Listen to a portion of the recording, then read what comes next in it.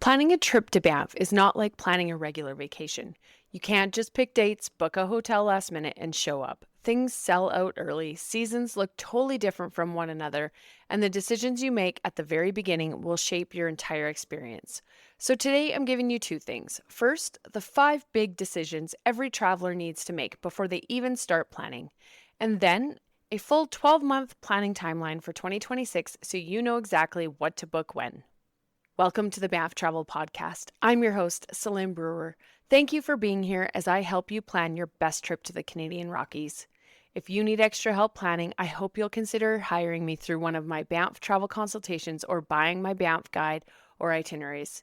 If you know anyone else coming to Banff in the coming year, please share this podcast or any of my sites with them. Now on to today's episode. I've helped thousands of people plan their Banff trips through my websites, my Facebook group, and 1-hour Banff travel consultations. And the biggest planning mistakes aren't usually about timing or missing a shuttle booking window. They happen way earlier when people skip 5 foundational decisions. So let's walk through them first, because your 12-month planning timeline will make a lot more sense once these are in place. The first decision you need to make is what time of year you're actually visiting, and this is a big one. Seasons shape everything: weather, access, parking, trails that are open, whether Moraine Lake is even reachable, how expensive hotels are, and even how much daylight you get. If you want a full breakdown, I did an entire episode called When is the Best Time to Visit Banff National Park, and I also have monthly What to Expect episodes for the entire year. So if you're torn between June and September, go listen to the specific month you're considering. But the bottom line is you need to pick a general season before anything else. And you don't need exact dates yet, but you do need to know, is this a summer trip, a spring trip, fall colors trip, or winter? If you have must-sees on your list like Moraine Lake, Takaka Falls, or even venturing onto the Athabasca Glacier, you'll want to make sure you're coming at a time when they are accessible and not closed for the season.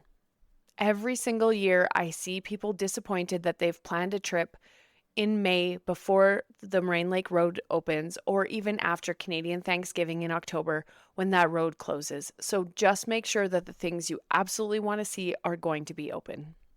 The second decision you need to make is, how long are you coming for?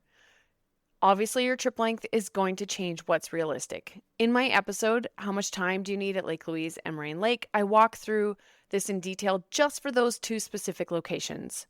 And I also have a separate episode dedicated to how long you need in Banff later in the year. But for 2026 planning, here's the distilled version. 3 to 4 days is enough for Banff and those nearby day trips. 5 to 7 days is really that sweet spot for most visitors. And then 7 to 10 days really lets you add in Jasper without rushing. When you decide how long you can come for, everything else becomes easier. Hotels, which base towns to stay in, and what you can realistically fit in. As I often say, you're not going to be able to see everything, so make sure you're choosing those top priorities for your trip. The third decision you need to make is, where should you stay? Banff, Canmore, Lake Louise, sometime in Jasper. This decision has ripple effects on your entire itinerary. Banff is closest to most attractions. Canmore gives you more space and value, but you can still explore from there. And Lake Louise is amazing if you want to be just minutes from Lake Louise and Moraine Lake. Jasper is essential if you want the full Icefields Parkway experience, plus spending some time around the town of Jasper and Jasper National Park. I have a full episode on where to stay in Banff and choosing your perfect base, so I won't go too deep here, but you need to decide your base early. This isn't something you leave until 3 months before your trip, because hotels in all of these areas book up fast.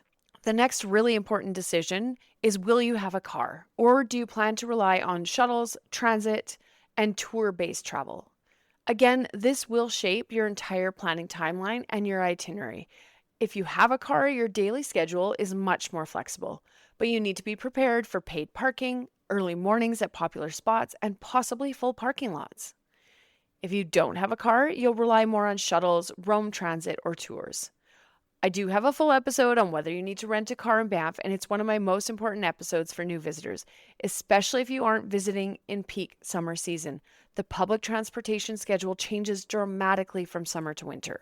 So you want to decide this part early, because it will affect where you stay, how you visit Lake Louise and Moraine Lake, and how you structure your days. And finally, one of the top 5 decisions you need to make What kind of trip do you want? Don't skip this one. I've worked with so many travelers who plan a typical Banff trip only to realize halfway through that that's not actually what they wanted. They wanted something different. So, do you want your trip to revolve around hiking? Are you just here to see some viewpoints? Are you traveling with kids or want to travel at a slower pace? Do you want to fill your days with some of those bucket list experiences like the Via Ferrata or helicopter tour? Are you exploring with older parents or someone that has accessibility needs? Maybe you're coming for wildlife or landscape photography and that's your main focus. You'll want to keep this in mind as you make all of your decisions, as it can affect where you stay and what you plan to do each day. And once you've made these 5 decisions, now you're ready for that month by month plan.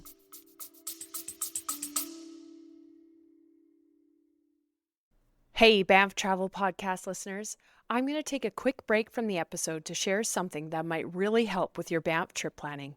If you're excited about your Banff trip but not totally sure you're planning it right, let me help. I offer one-on-one Banff travel consultations where we spend an hour going through your exact dates, your wish list, and your questions. You'll leave with a personalized plan that covers what is actually open for your dates, flexible day-by-day options, and my local tips on everything from weather to roads to what gear you really need. For Black Friday, those consultations are $99. That's 20% off, and I only do this deal once a year. If you think it's too early for your planning, you don't need to book the call before the sale ends. You can lock in the discount now and schedule our call in the new year, whenever it works for you. My calendar is always up to date. Now, I only have 25 spots available at this price, and the deal ends on November 30th. So head to travelbanffcanada.com/sale to lock this in. All right, let's get back to the episode. So let's talk about a 12-month Banff planning timeline for 2026. Obviously, we're already well into the time if we're talking about summer for 2026. And a lot of these steps won't necessarily apply if you're coming in the winter, since winter does offer more spontaneity, but a lot of this will apply for spring, summer, and fall of 2026. So we're going to talk about 12 months out or right now. So this is kind of your big picture stage. You want to choose what season you're coming. Are you coming shoulder season in April, May? Are you coming peak season, July, August? Or would you rather wait until the fall? You need to know how long you're coming for and then really look at what towns you want to stay in and decide if you want to add in further places like Jasper. It's a great time to start a planning document or a folder and even join my Travel Banff Facebook group. If you're traveling in June, July, August, or September, it's time to start thinking about hotels. This is also the time to listen to my monthly episodes so you know exactly what each month looks like. If you're debating between June and September, just go listen to those. I know a lot of people usually have those 2 months that they're trying to choose between. Next is that 9 to 6 month out window and starting to book those essentials. This is time to get serious. So if you're coming in summer of 2026, you definitely want to start looking at hotels. This is when you're going to find the most availability and you can start booking your accommodations, flights, and rental car. It's okay if you want to leave these a little bit longer. Just know that the hotels will start to get booked up and you're going to have less choice. Once you have this done, you can relax a bit. Unless, of course, you're planning on camping, then January is a crucial month for you. Reservations in the national parks open typically late January for the entire season. So I'm going to talk more about camping in a future episode. I also have that full episode on how to create your Banff itinerary and another one on mistakes people make when visiting Banff. So both of these would really be well worth listening to in this time frame. This is also the time when many people book a consultation with me. And if you've made your 5 big decisions, but you're not sure how your plan works, a 1-hour Zoom call will give you that clarity and save you hours of second guessing. Next is that 4 to 3 months out. So this is where you want to look into locking in some of the high demand tours and shuttles. You'll want to have a rough idea of your itinerary so you can book any shuttles, tours, anything that sells out quickly. You don't need to worry about this right now, but towards the end of March, early April, I'll be sharing tons of information about how to get to Moraine Lake and Lake Louise and the shuttles. I also do live workshops to give you all my tips for booking shuttles plus a live demo, so you don't want to miss out on that. And what tours do you absolutely want to book? I'd suggest booking those that are an absolute must for you. If you know you want to do the Banff Gondola or the Columbia Icefield Adventure or the Moline Lake Cruise, it never hurts to just get them booked, especially if you have a certain time of day or a certain day that you want to go. I understand wanting to know what the weather's going to look like, especially if you're going up the Banff Gondola, but in all truthfulness, you really won't know that even a week before you come because it can change quickly. So you might as well get it booked. You can always try to change it if the day absolutely looks terrible. There's no guarantee that you can, but it is better to get it booked because in peak season like July and August, tours will sell out. Obviously, restaurants don't need to be booked this far out, but if you have specific dates for something like the Sky Bistro at the top of the Banff Gondola, you'll want to book that as soon as you can as well. And typically it can be booked 90 days out for summer. And then once you're about a month out, it's time for those little details. You're only a month away. It's time to do a double check and get a few things in order. You want to double check every reservation, take screenshots of confirmations, especially for things like shuttles. You'll want to download offline maps.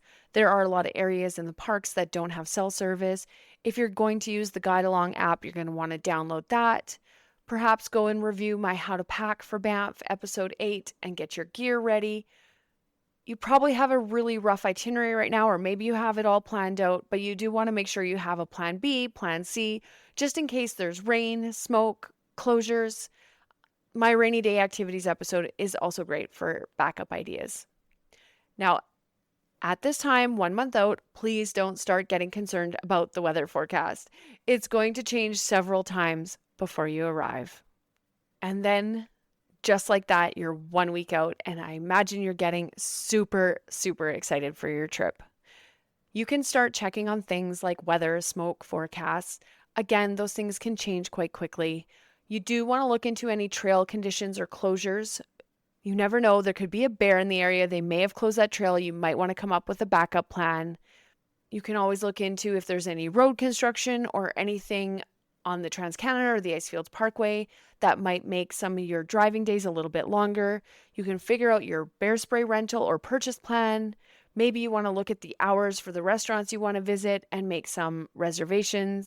Of course, I have blog posts on so many things like different hikes, scenic drives, gondolas, rainy day activities, kids activities, and all of that. So you can use those as your on the ground references as well when you're here. And then finally, you arrive. It's still important to stay flexible. Once you're here, your plan is only a guide. Don't get too caught up on your schedule. Local conditions may change your day-to-day plan. You might want to do a sunrise earlier in your trip and buy yourself a second chance later. You may want to shift your Icefields Parkway day if the smoke or clouds roll in. Maybe you want to add scenic drives instead of a hike if you're starting to feel a little tired. And then, of course, using some of those rainy day ideas if the weather just isn't favorable. Now, I just want to end with a fast list of planning mistakes I see all the time. Booking a shuttle to Lake Louise or Marine Lake that doesn't fit what you actually want to do. I see this happen every single year. People come and they say, I wish I could have hiked at Marine Lake. I didn't know my shuttle was only going to be there for an hour and a half. So that's really important to think about how you want to spend your day there before we get into shuttle booking. Other common mistakes are staying too far from where you want to be each day, or planning in May without realizing that half of the hikes you want to do are closed or the Marine Lake Road is closed. Other common planning mistakes are underestimating some of those drive times or trying to do a bunch of major areas in just a few days. Of course, I see mistakes when people don't have a plan B for weather or parking lots that are full. And then the last one is not realizing how early camping books up. Like I said, when those reservations open in January, that is for the entire season. So you want to be prepared. If you want a full deep dive on those mistakes, I have an entire episode called Mistakes People Make When Visiting Banff and a blog post that goes into all of that in way more detail. If this episode helped you see your 2026 trip more clearly, here are some ways I can help you plan even faster. Get on my email list. I have Banff and Jasper cheat sheets, which are the perfect starting point, and downloading them will get you on my email list where I share information weekly that you're going to want throughout your Banff trip planning. Next, you could grab my Banff travel guide or one of my pre-built itineraries. I have them for car-free trips, a 3-day, 7-day, and 10-day trips. You can also book a 1-hour travel consultation with me if you want support crafting or refining your plan. Of course, you want to join some of the Facebook groups. I run one, Travel to Banff. I'll put that link in the show notes. And then finally, listen to the episodes mentioned today so you can go deeper into your season or your travel style. Now, you're already way ahead of the curve just by starting this early. With a little planning, next year's trip can be everything you imagine and more. And since it's American Thanksgiving, as I record this today, while you are all giving thanks, I also want to pause and say a really heartfelt thank you. Thank you for listening to this podcast, for trusting me with your Banff trip planning, and for inviting my advice into your travel plans. My Banff travel consults, guides, itineraries are what keep this business running, and I'm genuinely grateful for every booking. I also share links to tours and activities where I earn a small commission at no extra cost to you, and when you choose to use those links, it's such a big help and truly appreciated. Thank you so much for listening to this week's episode of the Banff Travel Podcast. If you have any questions about anything I mentioned in this episode, visit banfftravelplanning.com/podcast. Happy trip planning, and I'll see you out on the trails.